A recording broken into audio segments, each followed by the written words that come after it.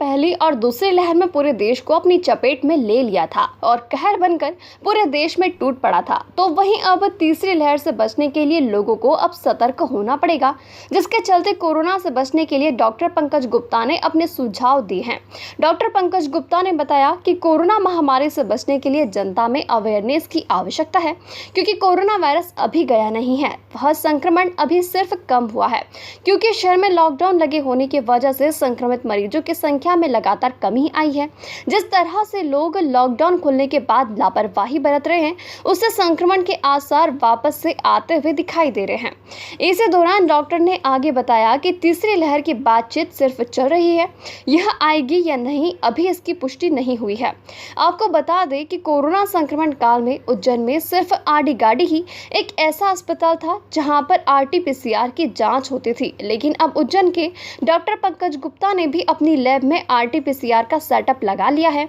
और जैसे ही अप्रूवल मिलता है वो लैब में RT-PCR की जांच करना भी शुरू कर सकते हैं।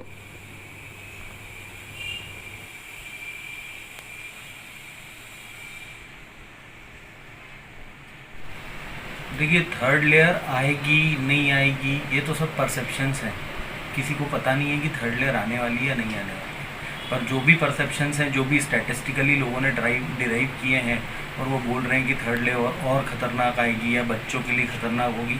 उससे घबराने की वजह हम अभी से ये प्रिपरेशन करें कि हमको थर्ड लेयर से बचना कैसे। भाई, एक बार कोरोना होने के बाद वापस से कोरोना हो जाता है, पर लोगों को ये लगता है कि मेरे को एक बार कोरोना हो गया, अब मेरे को कोरोना नहीं होगा। ऐसा नहीं है। अभी भी हमें मास्क, हैंड सैनिटाइजेशन और जितना कम से कम बाहर निकलें, जितना कम से कम लोगों के कांटेक्ट में आए, वो सब प्रिकॉशंस हमको अभी भी फॉलो करना है। ज़्यादा मीटिंग्स नहीं करनी है। अभी लॉकडाउन खुला है तो मुझे शहर में ऐसा लग रहा है कि जैसे कोरोना ही चला गया। एक्चुअली कोरोना नहीं गया है ना, 1 महीने से लॉकडाउन था,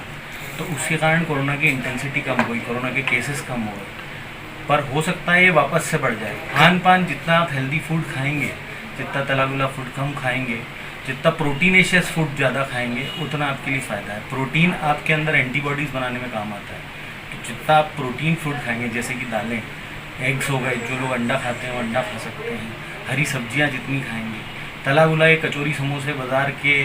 और ये जो सारे पानी पताशे वगैरह जो बाज़ार के अपन खाने बैठ जाते हैं, इनको जितना अवॉइड करें उतना अच्छा है, क्योंकि इनसे अपने को दूसरे इन्फेक्शन होने के भी चांस होते हैं, और दूसरे इन्फेक्शन से यदि हमारी इम्यूनिटी कम होगी तो कोरोना हम पे जल्दी से वार कर सकता है। ड्राई फ्रूट खाने से बिल्कुल इम्यूनिटी बढ़ती है, स्पेसिफिकली बादाम। पहली लेयर और सेकेंड लेयर में मैंने